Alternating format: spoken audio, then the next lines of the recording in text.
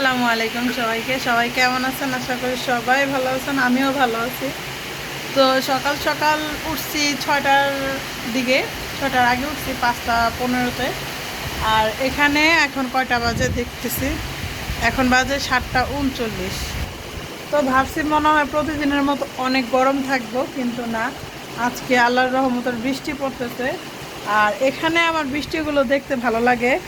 মানে আমরা আগের বাড়ি তো ছিলাম, সেখানেও বৃষ্টি হইলে ভালো লাগতো। ওই যে আন্টির ছাদে যে গাছপালাগুলো ছিল, তারপর করমচা গাছ ছিল, এগুলো দেখতে আমার অনেক ভালো লাগে।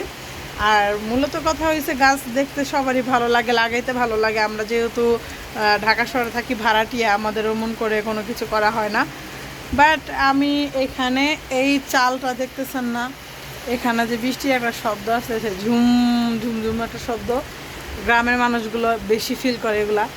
আমার কাছে শব্দটা অনেক ভালো লাগে। আর বিশেষ করে বৃষ্টি হইলে, বা বৃষ্টি হোক আর যাই হোক, ওই যে কৃষ্ণচূড়া গাছ, ওই যে দেখছেন কৃষ্ণচূড়া গাছ। আর ওই সাইডটা তো আমার ছেলের রুম থেকে দেখাইছি, পুরো গ্রামের মতো, ওখানে সব কিছু গরু টরু যা আছে সব পালে। আর আমি এখানে একটা অনেক দিন হয়েছে, প্রায় 6 মাস হয়ে গেছে এই বাবুই পাখির বাসাটা এখানে। এ বাসায় আসছি 4 মাস, 4 মাস ধরে এখানে। কিন্তু মজার একটা বিষয় কি জানেন, এখানে যে বাবুই পাখির বাসাটা আমি এখানে বসাইছি, এখানে কোনো চড়ুই পাখি যায় না।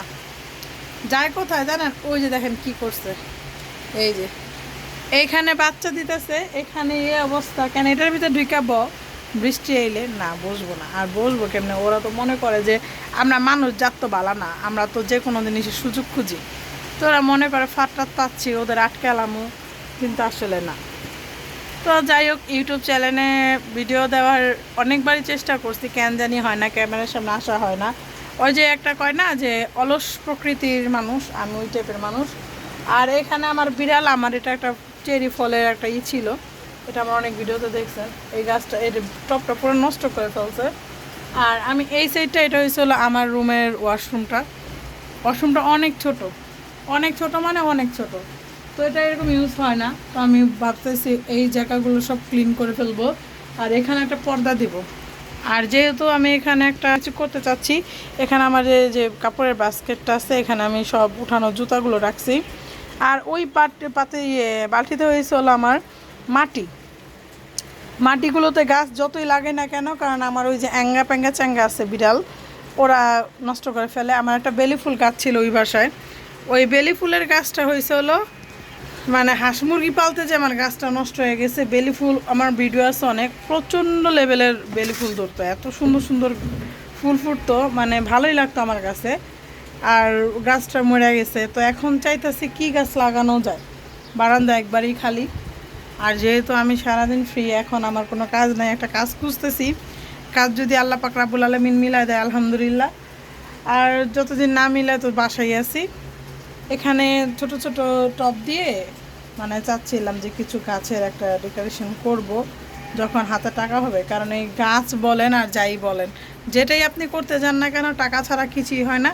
টাকা সব কাজেই দরকার হয়। টাকা আল্লাহরে খুশি করতেও টাকা লাগে। এখন বলতে পারেন আল্লাহরে তো নামাজ পড়লেও খুশি করা যায়, হ্যাঁ করা যায়। আপনি আবার মসজিদে দান করা, মানে মসজিদে দান করেন, মানে মানুষে দান করেন, সব কিছু করেন, দানে হয়েছে হলো বেশি সব।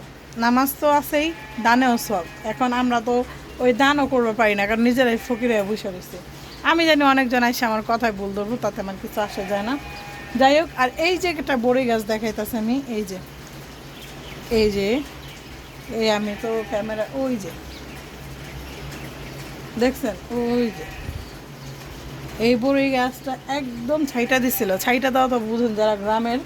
আর ওই যে আম গাছটা, ওই যে একটা ছোট্ট আম গাছ দেখা যায়, ওই যে ওই নীল টিলের সাথে একটা আম গাছ দেখা যায়, ওইটা মানে ওই কৃষ্ণচূড়ার বরাবরিটা। এই দুইটা গাছ করছে কি একদম ছাইটা দিছে। ছাইটা দেয়া মানে কোনো ডালপালা গাছের পাতা কিছুই ছিল না। আবার নতুন করে দেখেন, এই বেশি দিনও হয় নাই, কত সুন্দর করে গাছটা বড় হয়েছে। বড়ি গাছে পাতাগুলো কত সুন্দর হয়েছে। তার মানে আমরা অনেক কিছু এখান থেকে শিক্ষা পাই। আপনার একটা মানুষ যতই ঝাইরা ফেলাক, ভাঙ্গা দেখ, ঘুরায় দেখ, আপনার যদি ইচ্ছে শক্তি থাকে আপনি আবার উঠে দাঁড়াতে পারবেন। আমাদের সবারই চেষ্টা করা উচিত কেউ যাতে আমাদের ভাঙতে না পারে সেভাবে থাকা। তো যাই হোক, অনেকক্ষণ আজারা বকবক করলাম, যদি কোনো ভুল হয়ে থাকে অবশ্যই মাফ করবেন। আল্লাহ হাফেজ, টাটা।